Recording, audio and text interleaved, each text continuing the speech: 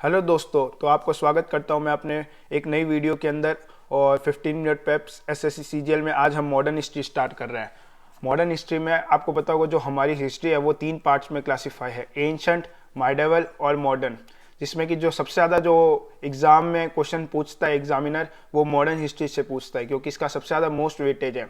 तो चलिए हम इस वीडियो को हम स्टार्ट करते हैं। तो सबसे पहले हम समझते हैं कि जो हमारी मॉडर्न हिस्ट्री है वो कितने पार्ट्स में, मतलब अगर हमें उस पूरे सिलेबस को अगर 2 पार्ट में तोड़ना हो तो हम कैसे तोड़ेंगे। एक तो एडवेंट ऑफ यूरोपियन से लेकर 1857 की क्रांति तक, मतलब कैसे यूरोपियन आए, क्यों उनका उद्देश्य था, वो वहां से लेकर 1857 की क्रांति तक।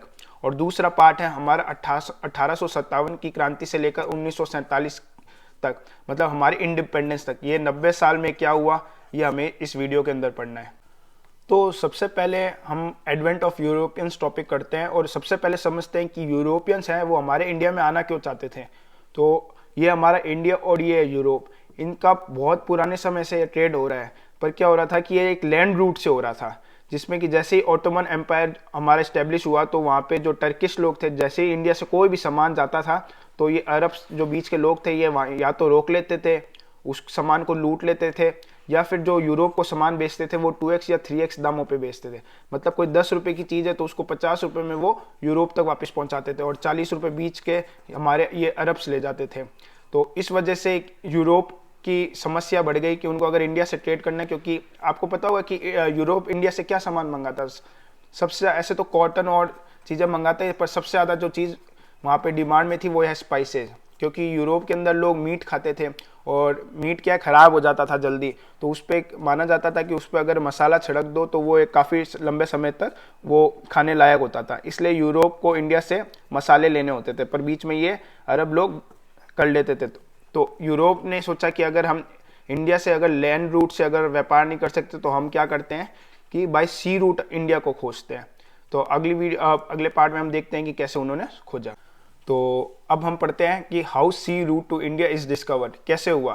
तो उस टाइम जैसे आज हमारे अमेरिका और चाइना ये एक पावरफुल कंट्रीज है, तो उस टाइम हमारी ये कंट्रीज पावरफुल नहीं हुआ करती थी। उस टाइम सबसे ज़्यादा पावरफुल यूरोप के अंदर माना जाता था, एक तो पोर्टुगल को और एक स्पेन को। तो ये दो सबसे मेजर बड़ी पावर्स थी। अब इन दोनों में जंग छिड़ी थी कि ये कौन इंडिया को पहले ढूंढेगा। तो पोर्टुगल ने जब अपने उनके जो राजा थे उन्होंने एक नेविगेटर को भेजा कि जाओ इंडिया को ढूंढो। तो वहां से जो था नेविगेटर, वो निकलते निकलते निकलते निकलते ये अफ्रीका का जो लास्ट पॉइंट होता है ना, इसको हम केप ऑफ गुड होप कहते हैं।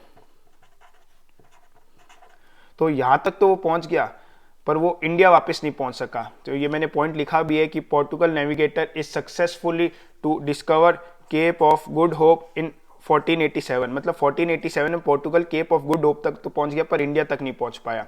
और वही अब स्पेन क्या होता है, स्पेन भी अपना एक नेविगेटर भेजता है। स्पेन वालों की क्या सोच थी कि उन्होंने सोचा कि जो हमारी जो वर्ल्ड है वो पूरी एक सीधी लाइन के अंदर है, कि जैसे यहाँ से अगर कोई पॉइंट यहाँ से निकलेगा तो वो घूम घूम के वो वापस यहीं पे आएगा। तो उनकी ये सोच थी, उन्होंने सोचा कि हम ऐसे भेज देंगे बंदे को और वो घूम के वापस वो इंडिया उसको मिल जाएगा। तो वो ऐसे ही करते हैं, यहाँ से एक नेविगेटर भेजते हैं। पर यहाँ पे क्या होता है कि यहाँ पे आपको पता होगा नॉर्थ अमेरिका और साउथ अमेरिका है। तो जाते जाते जाते जाते ये नॉर्थ अमेरिका चला जाता है और ये सोचते हैं पहले कि जो हम आज के टाइम पे अमेरिका है वो ही हमारा इंडिया है, और इसलिए वहाँ पे एक प्रजाति का नाम रेड इंडियन भी रखा गया है। तो वो और उनको जब पता चलता है ये इंडिया नहीं है तो उसको वो एक नया नाम देते हैं, जिसको वो कहते हैं कि ये नया वर्ल्ड है। और वो जो नेविगेटर था जो स्पेन से निकला था और जिसने एक्सीडेंटली इंडिया को ढूंढने की बजाय अमेरिका को ढूंढ लिया था 1492 के अंदर, वो कोई और नहीं हमारे क्रिस्टोफर कोलंबस ही थे, जिसको उन्होंने न्यू वर्ल्ड का नाम दिया। अब दिक्कत ये हो रही थी कि जो स्पेन है और पोर्टुगल है वो बहुत ऐसे तनाव में रहते थे कि अगर कोई इंडिया को ढूंढ लेगा तो उस पर रूल कौन करेगा, और ये जो हमने क्रिस्टोफर कोलंबस ने न्यू वर्ल्ड ढूंढा है इस पर राज कौन करेगा। तो इसके लिए हमारी इन दोनों के बीच में हुई थी ट्रीटी ऑफ टोरडेसिलस, जो 1494 में हुई थी। इसमें बोला गया कि जो ये अफ्रीका के पास में 1300 माइल से जो west of Cape Verde Islands है, वहाँ से जितना भी पार्ट होगा वो सारा स्पेन का होगा, और यहाँ से जितना भी पार्ट होगा वो पोर्टुगल का होगा। तो अब जो इंडिया को ढूंढने की जितनी भी जिम्मेवारी थी वो सब पोर्टुगल के पास आ गई थी। तो वहाँ के जो किंग मैनुअल वन थे उन्होंने एक डायरेक्ट ट्रेड रूट ढूंढने को एक पोर्टुगल नेविगेटर को बोला, जिसका नाम था वास्को डे गामा। जो इनको 1497 में बोला गया कि जाइए और आप इंडिया को ढूंढ के लाइए हमारे लिए। तो जब वास्को डी गामा जब है ना केप ऑफ गुड होप, जो मैंने आपको बताया था अफ्रीका का जो लास्ट पॉइंट है, वहां तक पहुंचते हैं, तो उन्होंने देखा कि वहां पे इंडियंस भी ऑलरेडी वहां पे आए हुए थे और व्यापार कर रहे थे। तो उन्होंने सोचा कि अगर यहाँ का ही बंदा, अगर मेरे को जो इंडियन जो बंदा वहाँ पे आया हुआ है केप ऑफ गुड होप में, अगर वही मेरे को इंडिया ले जाए तो मैं आराम से पहुँच जाऊँगा। तो वो क्या करता है, एक बंदे को हायर करता है, सीमैन को, जिसका नाम है अब्दुल माजिद। तो वो अब्दुल माजिद को कहता है कि आप मुझे इंडिया ले जाइए, और अब्दुल माजिद कुछ रुपयों के अंदर उसको इंडिया ले जाता है।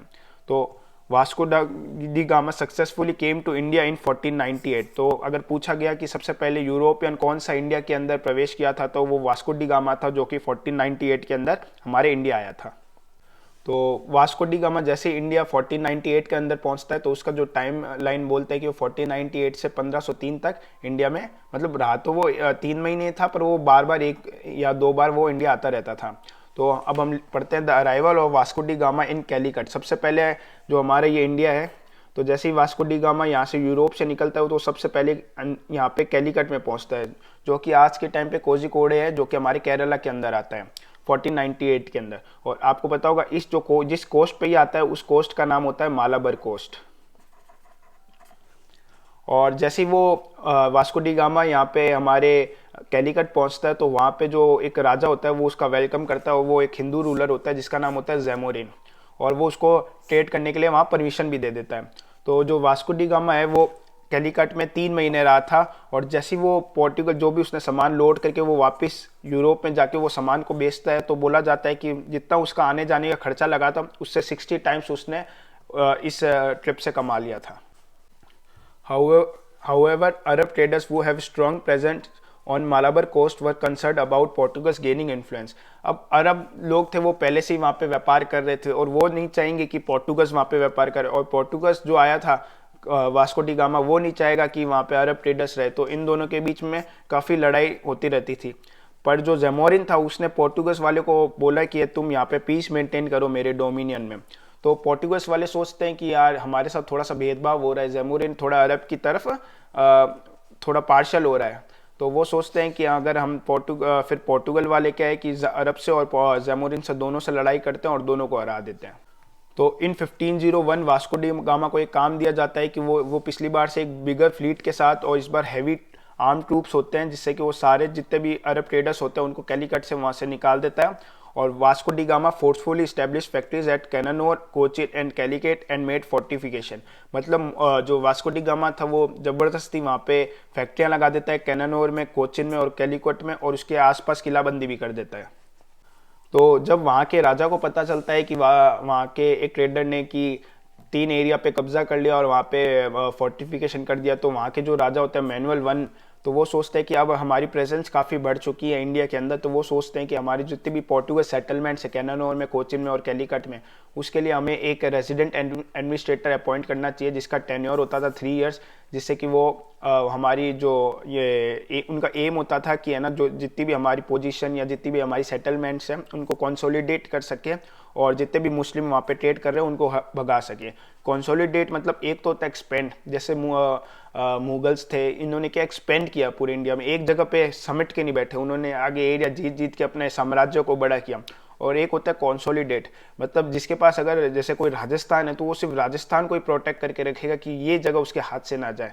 तो पोर्टुगल्स का मानना था कि उनका कब्जा करने का नहीं था, उनको जितनी भी हमारी पोजीशन थी उसको कंसोलिडेट करके रखना था।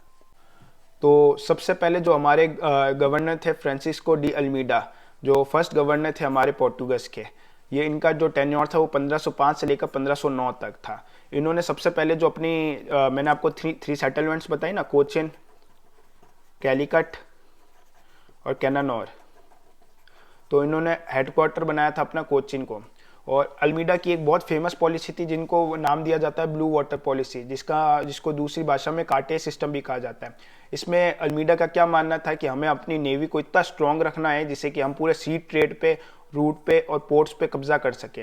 मतलब जैसे ये इंडिया है, तो यहाँ पे जितना भी इंडियन ओशियन है इस सबको वो कब्जे में करना चाहता था कि कोई भी शिप गुजरे तो उसको इनसे परमिशन लेनी पड़े, क्योंकि जिसकी नेवी अच्छी होगी वही आने वाले समय में राज करने वाला था इंडिया पे। उसके बाद हमारे जो दूसरे गवर्नर थे जिनका नाम था अल्फोंसो डी अल्बुकर्की, जिनको माना जाता है कि वो रियल फाउंडर थे पोर्टुगीज पावर के। उनका टेन्योर था 1505 से लेकर 1515 तक। उन्होंने उनका जो अगर पूछा जाए कि परमिट सिस्टम किसने इंट्रोड्यूस किया था पोर्टुगीज गवर्नर में से, तो आप नाम ले लेना अल्फोंसो डी अल्बुकर्की, क्योंकि इन्होंने जो परमिट सिस्टम था वो अदर शिप पे लागू किया था। मतलब अल्मीडा ने तो क्या किया था कि ब्लू वाटर पॉलिसी से पूरा कब्जा करने की कोशिश की थी कि उनको परमिशन लेने। इन्होंने तो परमिट सिस्टम कर दिया कि अगर कोई भी शिप गुजरेगी तो उन्हें हमें टैक्स देना पड़ेगा, हमें रुपए देने पड़ेंगे, तभी हम उस शिप को अंदर जाने देंगे। और उनका दूसरा ये सबसे इंपॉर्टेंट पॉइंट है, इसलिए मैंने डबल स्टार भी लगाया, कि उन्होंने जो गोवा को कैप्चर किया था फॉर बीजापुर रिले इन 1510, मतलब 1510 के अंदर उन्होंने गोवा को भी कब्जा कर लिया था। और तीसरा पॉइंट है हमारा कि उन्होंने जो सती प्रथा थी, जिसके अंदर जैसे अगर किसी का पति मर जाता था तो उसी मशान के अंदर उनकी उनकी जो वाइफ होती थी उनको भी जला देते थे जिंदा। तो ये जो सिस्टम था अबॉलिश कर दिया था, सती सिस्टम इन गोवा के अंदर अल्बुकर्की ने। अब जो हमारे थर्ड गवर्नर है, जो कि थर्ड गवर्नर नहीं है, जिनको थर्ड मोस्ट इम्पॉर्टेंट गवर्नर्स हैं, जो 1529 से 1538 तक रहे थे। इनका अगर सबसे पहला पॉइंट माना जाए तो इन्होंने जो कोचिन से इन्होंने गोवा हेडक्वार्टर कर दिया था अपना 1530 के अंदर। और इन्होंने भी सबसे पहले काम किया कि जैसे इनका जो था वो यहाँ पे साउथ के अंदर थोड़ा काम था, जैसे यहाँ पे कैनन और कोचिन सब पे था। तो ये जो गवर्नर थे इन्होंने सोचा कि अगर हमें पूरे इंडिया पे कब्जा करना है तो हमें बंगाल को जीतना पड़ेगा। क्यों? क्योंकि बंगाल उस टाइम वहाँ पे गंगा नदी निकलती थी और जो वहाँ की लैंड थी बहुत फर्टाइल थी। फर्टाइल होगी तो अच्छा एग्रीकल्चर होगा, एग्रीकल्चर होगा तो अच्छे वहाँ के लोग पैसे कमाएंगे, पैसे कमाएंगे तो वहाँ पे ट्रेड बहुत फ्लरिश होगा। तो इस चक्कर में सोचा कि उन्होंने बंगाल पे कब्जा करना है। तो उन्होंने क्या है कि वहाँ पे जो पोर्टुगीज नेशनल थे उनको वहाँ पे हुगली है बंगाल के अंदर, वहाँ पे भेजना स्टार्ट किया कि वहाँ पे रहिए, वहाँ पे व्यापार कीजिए। और अब हम पढ़ते हैं ये ट्रीटी ऑफ बेसिन। इसमें क्या होता है कि जो बहादुर शाह होता है ये गुजरात का राजा होता है और उस टाइम मुगल साम्राज्य धीरे धीरे डेवलप हो ही रहा था। तो उस टाइम हुमायूं सोचता है कि मैं बहादुर शाह पे अटैक कर दूंगा। तो बहादुर शाह को डर था, तो उन्होंने पोर्टुगीज वालों से हेल्प मांगी कि आप हमें मुगल्स के खिलाफ हमारा साथ दीजिए।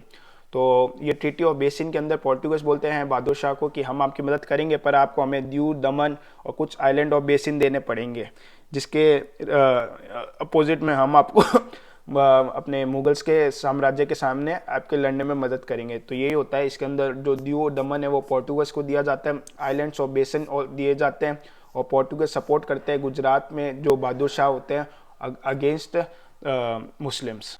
अब हम ये पढ़ते हैं कि जब पोर्टुगल पावर इतनी अपने पीक पे थी, उन्होंने इतने इतने लोग कब्जे किए हुए थे, तो उनका डिक्लाइन कैसे हुआ।